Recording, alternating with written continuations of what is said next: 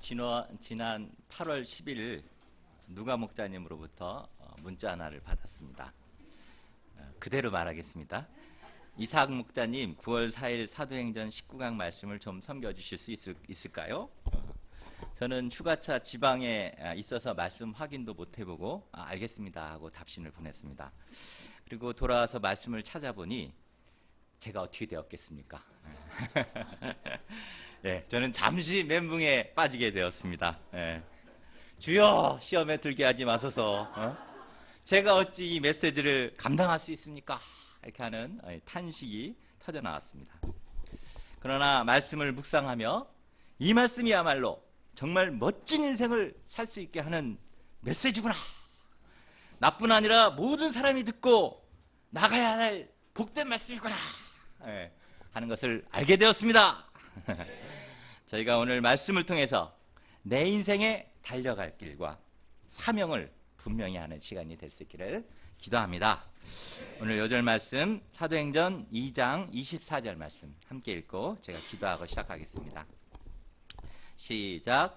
내가 달려갈 길과 주 예수께 받은 사명 곧 하나님의 은혜의 복음을 증언하는 일을 마치려 하면은 나의 생명조차 조금도 귀한 것으로 여기지 아니하노라. 기도하겠습니다. 하나님 감사합니다. 죄로 파멸의 인생을 살고 이제 정말 아무 쓸모없는 인생들을 또 참 죄의 열매만 맺다가 참 한 줌 흙으로 돌아갈 인생들을 구원하여 주시고 주님 가장 귀한 사명 가운데 불러주셔서 감사합니다. 오늘 귀한 사도행전 말씀을 통해서 저희가 주님이 주신 나에게 하라고 주신 이 사명을 발견하기를 원합니다. 이 사명에 또 순종하는 귀한 삶 살기를 원합니다. 주님 이 귀한 말씀 저희 심령에 허락하여 주시고 제가 심령으로 이 말씀을 받고 저희 인생의 방향을 잘 놓고 주님을 따라갈 수 있도록 도와주십시오. 부족한 죄인을 세우셨으니 성령께서 친히 대언하여 말씀하여 주시기를 기도합니다. 감사합니다. 예수님 이름으로 기도합니다. 아멘. 1절을 보십시오. 두란노 서원을 통한 에베소 전도를 통해 아데미 신상을 섬기던 에베소가 완전히 뒤집어졌고 모두 바울을 잡아 죽이려고 하였습니다. 그러나 서기장이 지혜로 소요는 진정되게 되었습니다. 이때 바울은 에베소 성도들과 작별하고 마케도냐로 떠나게 됩니다. 마케도냐에는 빌립보, 데살로니가, 베레아 교회 등이 있어 그들을 돌보았고 계속해서 헬라, 즉 고린도 교회까지 이르게 되었습니다. 3절을 보십시오.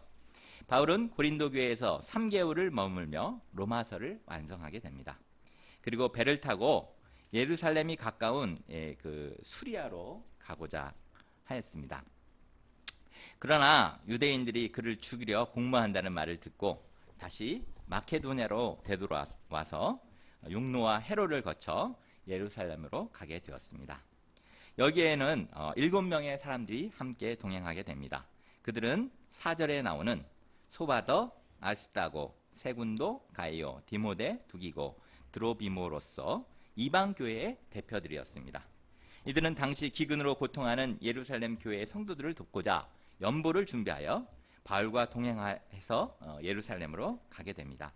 그들은 이를 통해서 영적으로 예루살렘에 진 은혜의 빛을 갖고 예루살렘 교회와 이방 교회 간에 아름다운 사랑의 교제를 이루고자 하였습니다. 바울은 이들과 함께 먼저 그 트로이 목마로 유명한 그 드로아에 도착하게 됩니다. 7절에서부터 12절을 보십시오. 드로아에서는 일주일을 머물렀는데 바울은 이들에게 조금이라도 더 말씀을 나누고자 저녁 늦게까지 말씀을 전했습니다. 그런데 마지막 날 밤 강의 중에 다락 3층에서 유도고라는 청년이 말씀을 듣다가 너무 길어지니까 졸다가 떨어져서 죽었습니다. 여러분 졸지 마시기 바랍니다. 오늘 말씀이 좀 길어도 졸지 마시기 바랍니다. 이는 당시 거셌던 핍박과는 비교도 안 되는 큰 시험거리였습니다. 이때 바울은 두려움과 낙심에 빠지기보다는 죽은 청년을 안고 성령의 뜻에 귀를 기울였습니다. 하나님은 어찌든 말씀을 전하고자 하고 한마디라도 더 듣고 배우고자 하는 성도들에게 부활이라는 더 큰 선을 이루어 주셨습니다. 큰 시험거리가 큰 은혜의 사건으로 전환되게 되었습니다. 이들은 은혜가 충만해져서 밤이 새도록 잠도 안 자고 그 부활한 그 유두구와 함께 하나님의 은혜를 나누며 아쉬운 작별을 하게 되었습니다. 13절에서부터 16절을 보십시오. 드로아에서 그들은 다시 아소로 갔고, 혹시 지도 있으면 보여주실래요? 지도 있으면. 예, 지금 여기에 이제 제가 잠깐 여정이니까 잠깐 말씀드리겠습니다. 여기가 에베소입니다. 에베소에서 이제 이렇게 가서 여기가 마케도니아예요. 마케도니아가 이제 빌립보 교회, 데살로니게, 베레아 교회가 있고요. 여기서 쭉 내려오면 여기가 아테네 교회가 고린도 교회입니다. 그래서 여기서 이제 이쪽에서 여기 보면 여기가 시리아죠. 수리아라는 지역인데 이렇게 이제 배를 타고 쭉 아테네가 여기 예루살렘이 있기 때문에 오려고 했던 거예요. 근데 이제 바울을 죽이려고 하니까 다시 여기 육로를 통해서 베레아, 데살로니가, 빌립보로 이렇게 갔다가 이제 지금 유두거 사건인 드로아로 와서 다시 아소, 미들리네를 거쳐 디오를 거쳐서 이제 밀레도에 오게 됩니다. 그리고 에베소는 여기에 있습니다. 에베소는.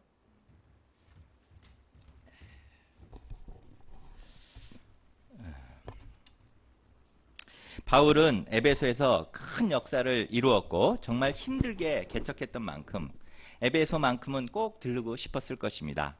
그러나 에베소에 들르게 되면 붙잡혀서 오순절 안에 예루살렘 가는 길이 늦어질 것이기 때문에 일부러 에베소를 지나쳐 아까 말한 그 밀레도에 정박하게 되었습니다. 하지만 밀레도에 도착하자마자 바울은 그들을 다시는 못 볼 것이라는 것을 알았기에 사람을 에베소로 보내어 급히 에베소 장로들을 청하였습니다. 에베소에서 밀레도까지는 50km가 되는 거리지만 에베소 장로들은 한 걸음에 달려왔습니다.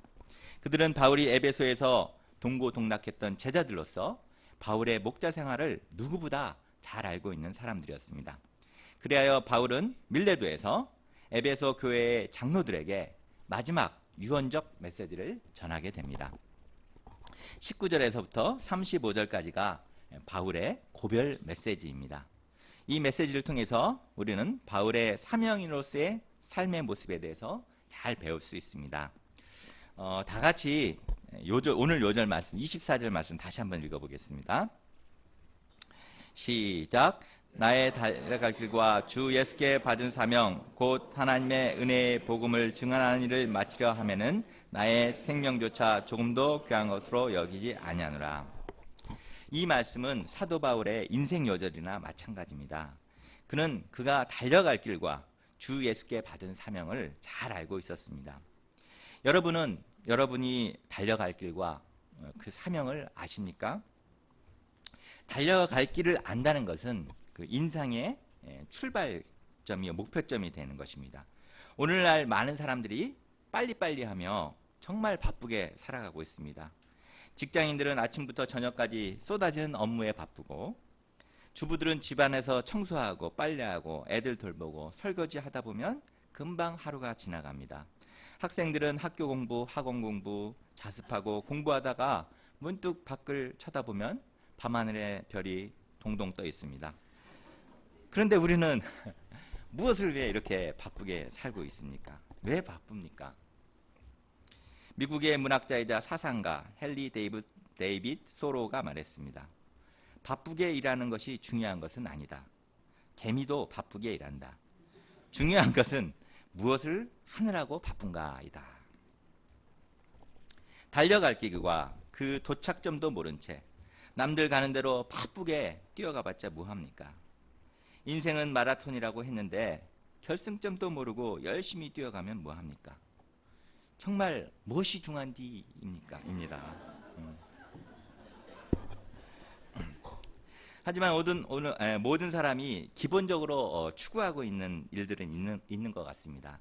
세상의 목표점을 한마디로 요약해 보자면 사랑, 돈, 명예, 건강, 그리고 그것이 가져다 줄 것 같은 행복이라고 할 수 있을 것 같습니다. 그러나 사랑과 돈과 명예, 건강을 다 갖는다고 정말 행복한 삶, 열매 맺는 삶 사는 게 맞습니까? 오늘날 그 아메리칸 드림이 있습니다. 아메리칸 드림이 있습니다. 아메리카 드림이 아닙니다. 미국 사람이 갖는 꿈인데요. 그것은 그들이 열심히 일하여 많은 돈을 벌어서 노후에 그 플로리다 해변에 저택을 짓고 사는 것이라고 합니다. 한국인들도 비슷하죠. 열심히 일해서 나중에 노후연금을 받으며 전원주택에서 사는 것을 꿈꾸는 사람이 많은 것 같습니다. 그러나 아메리칸 드림은 아메리칸 저주라고 불린답니다. 나이 먹어서 그 큰 주택에서 개랑 아침 산책하며 아무 할 일 없이 조개나 줍는 삶이 멋있어 보이지만 얼마나 허무한가 하는 것입니다. 그것은 결코 행복이 될 수 없습니다. 그냥 죽기를 기다리며 킬림 타임용 거짓 행복에 사는 것입니다. 그러다 죽으면 뭐합니까? 한 줌 흙으로 돌아가 하나님의 심판을 받을 뿐입니다. 사명이 없는 인생은 참으로 멋있어 보이나 슬픈 것입니다. 또한 많은 자들이 자기 사명을 찾지 못하여 방황하고 탈선합니다. 그들은 일생을 걸고 쫓을 사명을 발견할 수 없기 때문에 이래도 한 세상, 저래도 한 세상, 돈도 명예도 사랑도 다 싫다며 허무주의 인생, 쾌락주의 인생을 살아갑니다. 그러기에 이 땅에 태어나서 나의 사명을 발견하고 그를 쫓아가는 삶이야말로 참으로 복된 삶인 것입니다. 그러나 사명도 정말 바른 사명을 알고 쫓아가야 합니다. 어떤 사람은 돈 버는 게 내 사명이다, 또는 뭐 원수 갚는 게 내 사명이다 이렇게 말하기도 합니다. 마치 그 낭떠러지로 가는 것이 내 삶의 목표점이라 이렇게 말하는 것과 같습니다. 세상에서도 많은 좋은 사명이 있습니다. 어떤 분들은 봉사의 사명을 갖고 이렇게 살아갑니다. 저희 어릴 때는 그 국민교육헌장을 이렇게 암송하면서 우리는 민족중흥의 역사적 사명을 띠고 이 땅에 태어났다. 그러면서 이렇게 암송하면서 그 민족중흥의 역사적 사명을 이루고자 살았습니다. 과거 바울은 율법으로서 의를 이루고자 하는 삶을 쫓아 살았습니다. 그러나 사명 중에 가장 복된 사명이 무엇입니까? 다시 24절을 보십시오. 그것은 하나님의 은혜의 복음을 증언하는 일입니다. 왜 그렇습니까? 왜냐하면 복음이 이 세상에서 가장 복되고 아름다운 소식이기 때문입니다. 이 세상에서 가장 슬프고 괴로운 소식이 무엇입니까? 죄와 저주로 인생들이 죽음을 맞이하고 심판받게 되었다는 것입니다. 그런데 이 죄와 죽음에서 벗어날 유일한 복된 소식이 바로 예수 그리스도의 십자가 보혈의 피로 죄사함 받고 영생 얻게 되었다는 것입니다. 지금도 수많은 영혼들이 이를 몰라서 죽어가고 있습니다.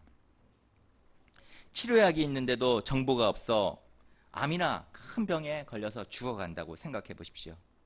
그들에게 새 치료약이 있다는 것을 전해주는 것이 얼마나 값진 일입니까? 죄와 심판 가운데 있으면서도 죽고 심판받을 줄 모른 채 살아가는 자들에게 이 생명의 복음을 전하는 일이야말로 얼마나 절실하며 얼마나 아름다운 일입니까? 그래서 로마서 10장 15절은 말합니다. 보내심을 받지 아니하였으면 어찌 전파하리요? 기록된 바 아름답도다 좋은 소식을 전하는 자들의 발이여 함과 같으니라. 바울은 주 예수 그리스도를 만남으로 이 복된 소식을 받았습니다. 그는 예수님을 핍박함으로 심판받아 죽을 인생이었습니다. 그러나 주님께서 일방적으로 그를 만나주시고 그를 구원하여 주셨습니다. 뿐만 아니라 핍박자였던 그를 이 구원의 기쁜 소식을 이방과 열방에 전하는 사도로까지 세워주셨습니다. 그랬을 때 그의 인생이 어떻게 변화되게 되었습니까? 일반적으로 사람들의 인생은 이게 포물선을 그립니다. 그렇죠? 이렇게 태어나서 이렇게 자라다가 이제 저 같은 인생 중년에 이제 막 최고의 절정길 갔다가 이제 노후에 이렇게 포물선의 인생을 긋습니다. 그러나 우리 바울의 인생을 보십시오. 바울의 인생은 그 U자 곡선을 긋고 걷습니다. 그가 예수님을 만난 후 그는 끊임없이 주님을 위해서 타올랐습니다. 날마다 주님을 배우며 변하여 갔습니다. 결국 불꽃으로 타오르다가 나중에 주를 위해 순교함으로 다 타서 하늘로 올라갔습니다. 그가 주님을 만나지 못했다면 그는 그 많은 열정으로 여러 사람을 죽일 자였습니다. 그러나 주님을 만남으로 그의 인생은 온 인류를 구하는 하나님의 엄청난 도구로 쓰임받게 되었습니다. 오늘 그가 전하는 메시지를 보면 예수님을 만난 후 그가 어떻게 타올랐는지가 잘 나타납니다. 첫째, 바울은 겸손과 눈물의 삶을 살았습니다. 다 함께 19절을 보십시오. 같이 한번 읽어보시겠습니다. 시작. 곧 모든 겸손과 눈물이며 우리의 관계로 말미암아 당한 시험을 참고 주를 섬긴 것과, 그는 모든 겸손과 눈물로써 주를 섬겼다고 말합니다. 여기서 주를 섬긴다는 것은 주의 교회와 양무리를 섬겼다는 것입니다. 사도 바울은 양들을 섬길 때 모든 겸손으로 섬겼습니다. 에베소는 우상 숭배가 극심하고 그런 만큼 음란하고 마술과 점치는 것이 유행이었기 때문에 양들이 가진 사상과 가치관, 음란한 생활들은 그들 안에 깊이 뿌리내리고 있었습니다. 이런 곳에서 양들에게 복음을 가르칠 때 그들은 죄의 세력에 휩싸여 자기를 강하게 주장하고 교만하게 말도 안 되는 고집을 피웠습니다. 또 열심히 가르치고 권면한 것을 다 잊고 다시 죄악된 생활을 할 때, 또 이러기를 반복할 때 바울은 이런 양들을 보며 답답하고 소망이 없어 보일 때가 한두 번이 아니었을 것입니다. 과거 불같은 바울의 성격이었다면 이런 자들을 보면서 때려치라 마! 하면서 막 12번도 더 잘랐을 것입니다. 그러나 그는 복음 안에서 하나님의 양무리를 사랑하였습니다. 사랑해서 살리고자 하였습니다. 살리려고 하니 자신을 낮추는 길밖에 없다는 것을 깨닫게 되었습니다.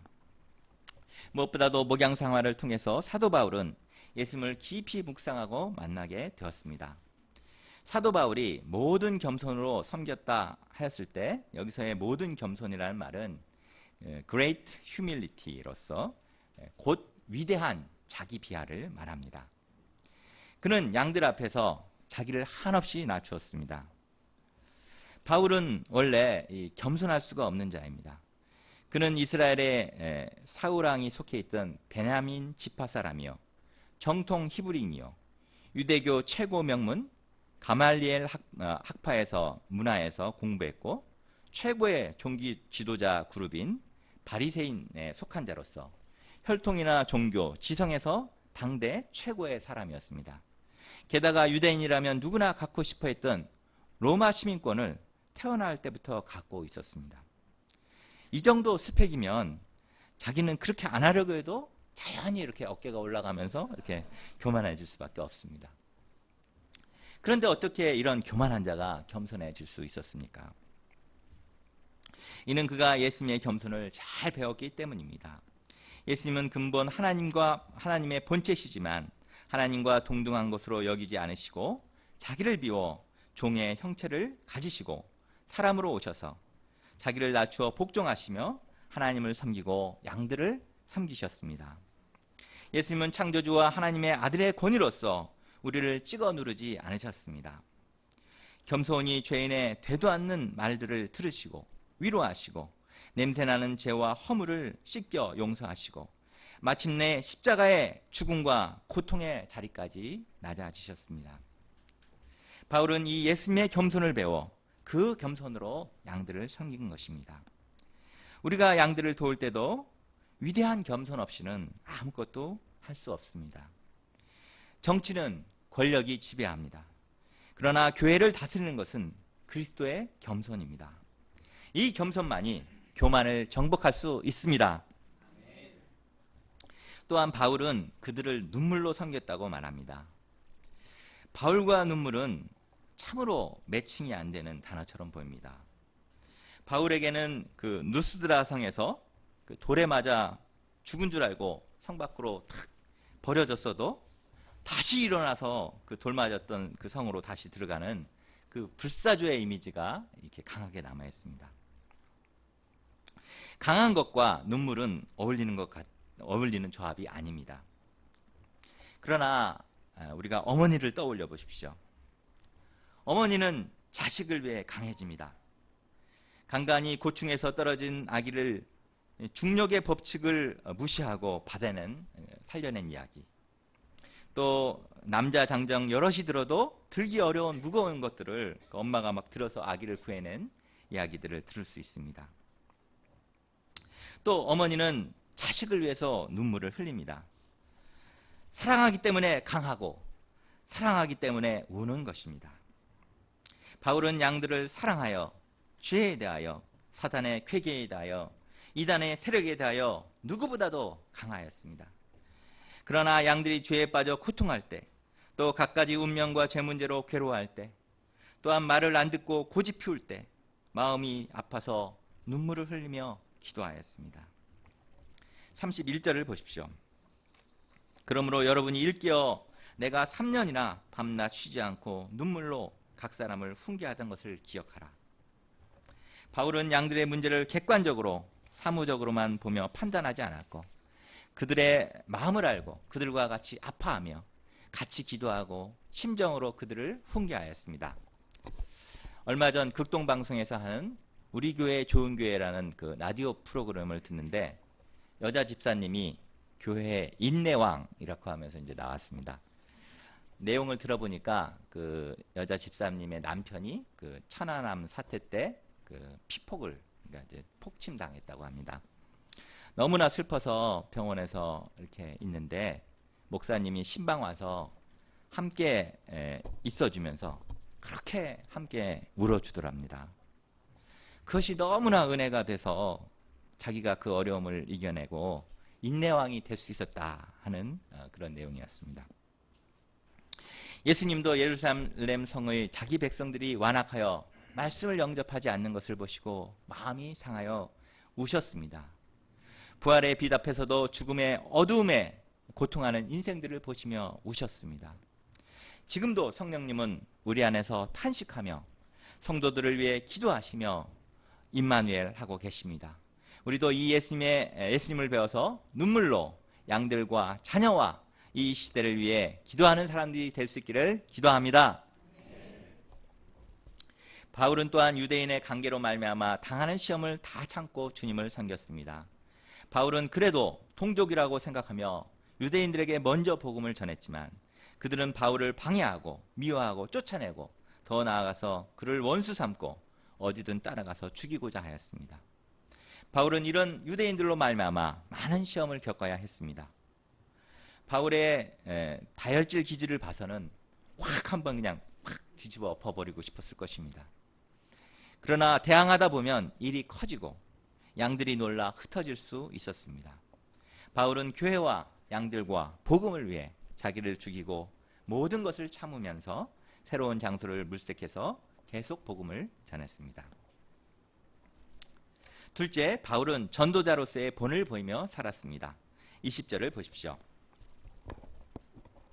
유익한 것은 무엇이든지 공중 앞에서나 각 집에서나 꺼리낌이 없이 여러분에게 전하여 가르치고. 여기서 꺼리낌 없이 전했다는 말은 주저하지 않고 망설이지 않고 전했다는 말입니다. 복음에 대해 들어본 일이 없고 이방인인 바울에게 적대적인 사람들에게 주저없이 말씀을 전한다는 것은 쉽지 않은 일입니다. 그러나 그는 이것을 자신을 위한 것이 아니라 양들의 유익을 위한 것이기 때문에 아주 당당하게 할 수 있었습니다. 그가 주저하지 않고 망설이지 않고 그들의 유익을 위해서 가르친 내용의 핵심이 무엇입니까? 21절을 보십시오. 유대인과 헬라인들에게 하나님께 대한 회개와 우리 주 예수 그리스도께 대한 믿음을 증언한 것이라. 그는 그들의 구원을 위해 먼저 하나님께 대한 회개를 전했습니다. 회개는 부담스러운 것입니다. 그것은 자신을 인정해야 하는 것이고 이제는 그 죄를 버리고 하나님께로 온전히 돌이키고자 하는 것이기 때문입니다.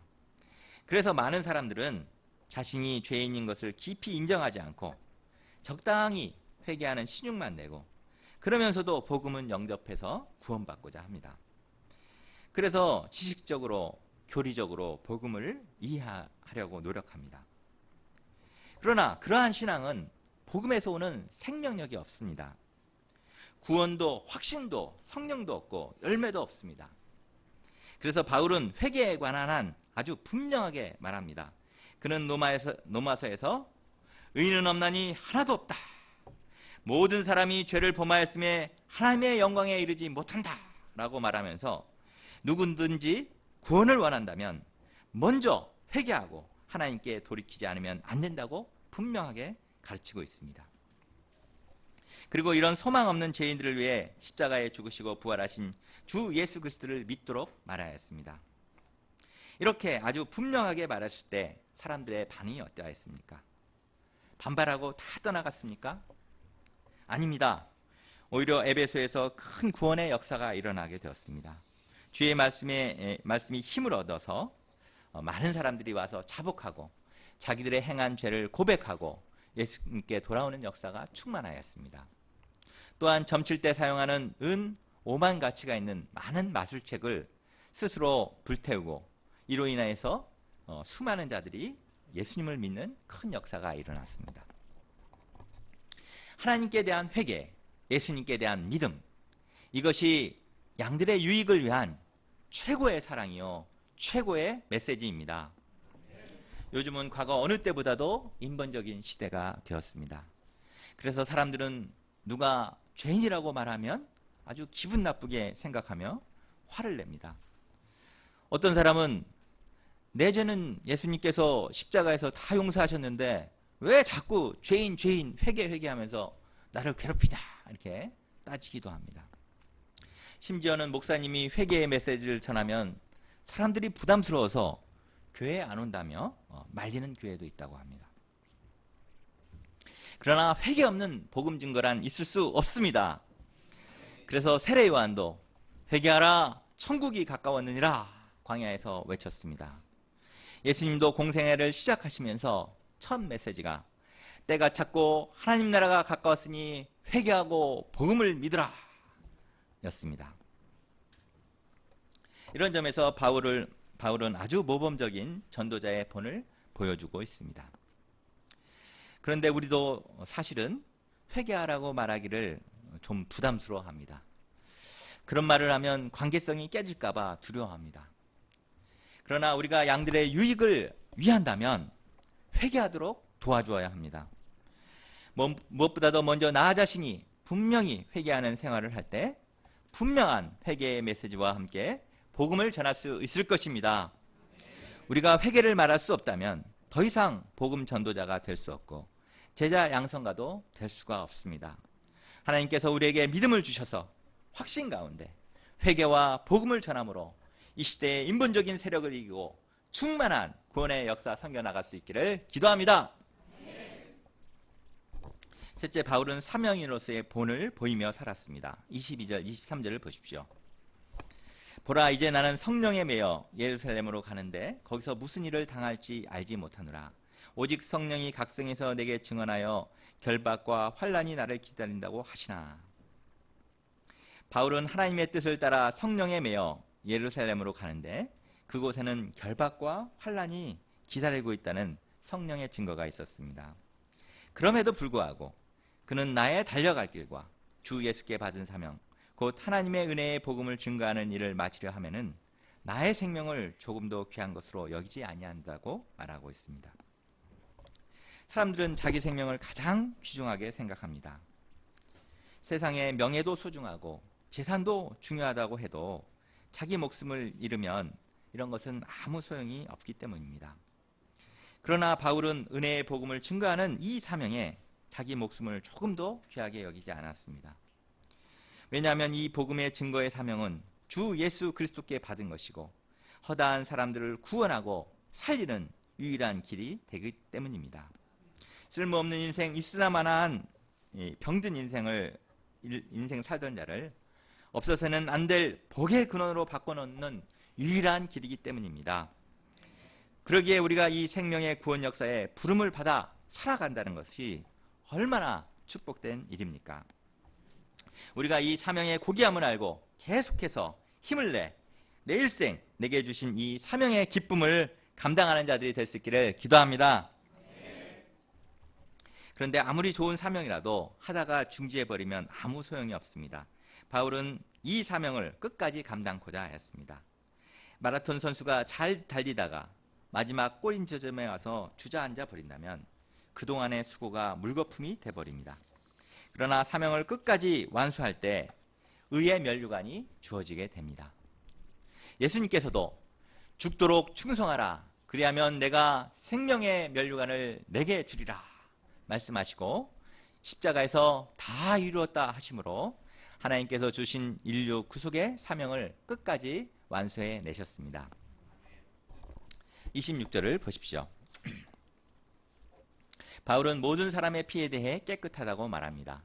왜냐하면 양심에 꺼리지 않고 하나님의 뜻을 다 전했기 때문입니다. 피란 생명을 뜻합니다. 그는 증거자로서 마땅히 증거해야 할 하나님의 뜻을 다 전했으므로 듣는 사람들의 영적 생명에 대해서 아무런 책임이 없다는 것을 말합니다. 이는 반대로 우리가 목자로서 꼭 전해야 할 메시지를 그 아픔을 감당하기 싫다고 회피해버리면 그 책임을 목자가 지게 된다는 아주 무서운 말씀입니다. 이상에서 바울은 자기가 그동안 어떻게 양무리를 섬겼는지에 대해서 말하였습니다. 그리고 이제 이를 기초로 장로들에게 권면의 말을 합니다. 장로들은 성령이 감독자로 삼고 하나님이 자기 피로 사신 교회를 섬기게 한 사람들입니다. 이것은 그들이 교회를 지키는 지도자가 되었다는 것입니다. 물론 사나운 이리가 와서 양떼들을 아끼지 아니하고 또 잘못된 말로 양들을 유혹해 자기를 따르게 할 것입니다. 하지만 교회의 장로요 양들의 목자된 그들이 깨어서 양들을 위해 기도하고 열심히 말씀을 가르친다면 양들은 믿음 위에 견고하게 서게 될 것이라고 권면하고 있습니다. 33절에서 35절은 바울의 물질 생활에 대해서 말해줍니다. 그는 제자를 양육하면서 모든 것을 자급자족하였습니다. 물질에 대해 탐심을 갖지 않았으며 오히려 번 것으로 약한 자들을 도와주었습니다. 이는 주는 자가 받는 자보다 복이 있다 하는 예수님의 말씀을 실천한 것입니다. 바울은 그들도 탐심의 유혹을 벗어나 이렇게 양들을 섬기도록 권면합니다. 말씀을 다 마친 후 그들은 무릎을 꿇고 합심해서 기도하였습니다. 그리고 다 크게 울며 바울의 목을 안고 입맞추고 배에까지 전송을 하였습니다. 바울과 이들이 얼마나 깊은 사랑의 관계성으로 맺어져 있는가를 엿볼 수 있습니다. 메시지를 준비하기 전에 그 목자 바울을 이렇게 배우고자 할 때 너무나 큰 격차가 벌어져 힘든 생각이 들었습니다. 어떻게 저렇게 열정적이며 겸손하고 눈물을 갖고 인내하며 자기 생명보다 사명을 붙들 수 있단 말인가. 저것은 타고난 사명감이요 하나님이 주신 것이다. 나는 불가능하다. 이렇게 생각했습니다. 그런데 이제 말씀을 살펴보다 보니 바울도 처음에는 그런 사람이 아니었습니다. 그는 스데반 집사를 죽일 때 눈 하나 깜빡하지 않던 그 냉혈한 이었습니다.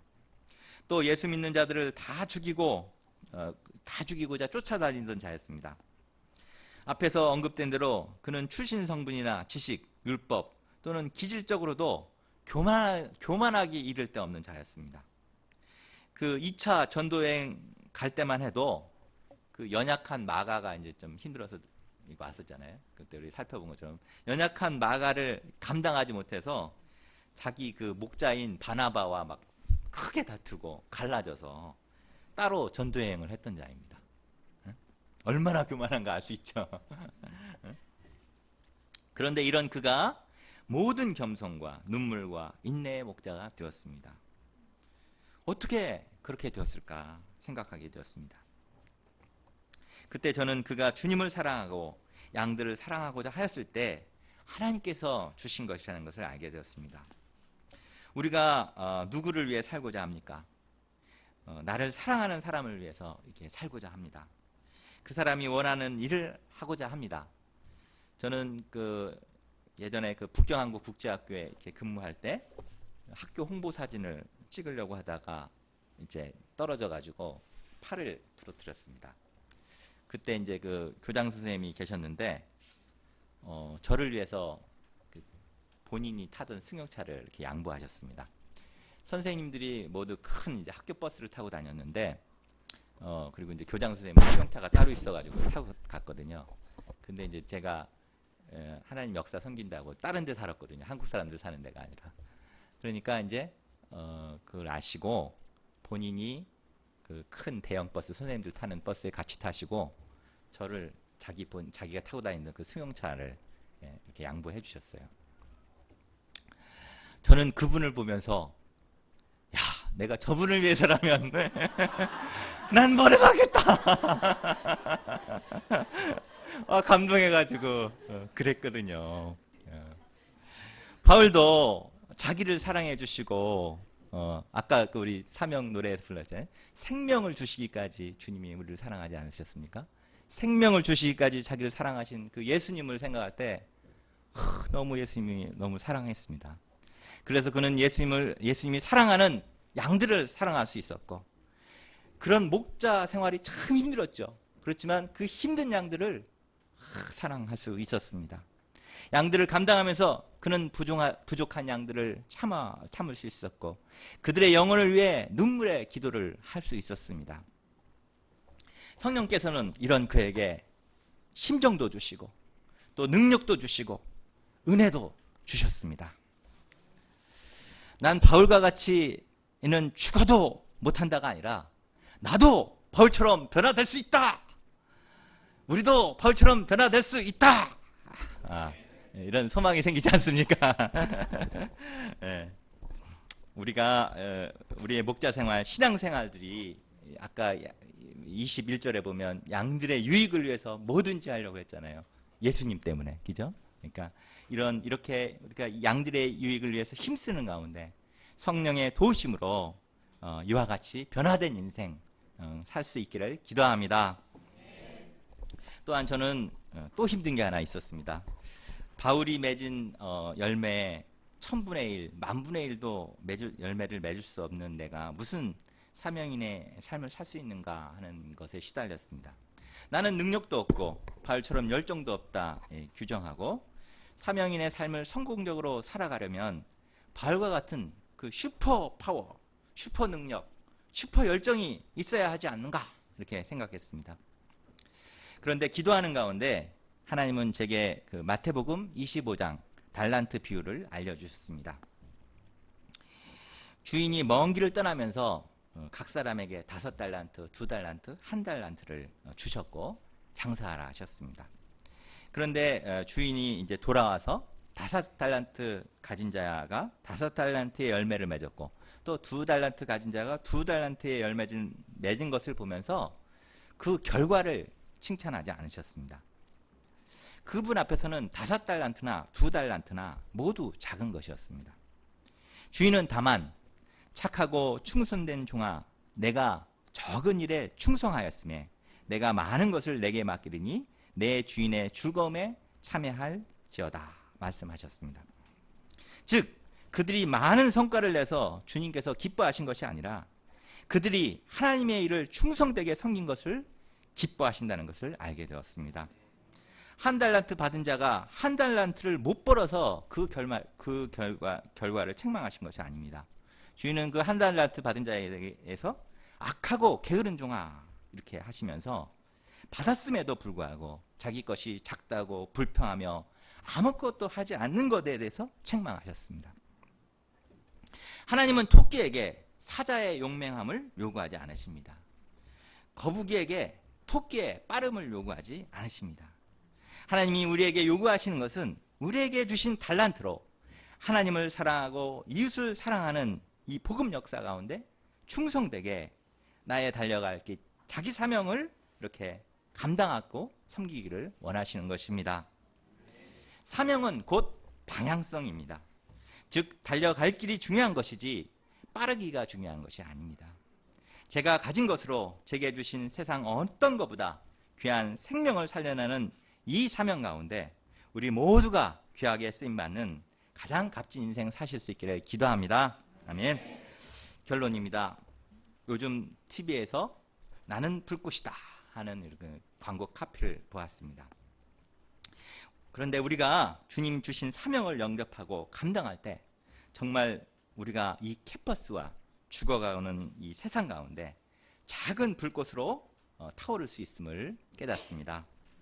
저희가 가장 귀한 나의 인생을 가장 값진 하나님의 주신 사명에 투자하고 일생 주님의 사랑을 배워가는 값진 인생 살 수 있기를 기도합니다. 기도하고 마치겠습니다. 사랑과 은혜가 충만하신 주님, 죄로 말미암아 파멸하고 또 아무 쓸모없는 참 헛된 인생의 열매를 맺고 살아갈 저희들을 불쌍히 여기시고 주님 저희를 구원하시고 또 이 구원의 참 생명을 또 참 전하는 이 사명을 저희에게 주셔서 감사합니다. 저희가 이 주님의 주신 이 사명을 마음으로 깊이 영접하고 정말 부족할지라도 충성되게 주님의 역사를 섬기며 정말 작은 불꽃으로 세상을 밝히는 자들이 될 수 있도록 도와주십시오. 감사합니다. 예수님 이름으로 기도합니다.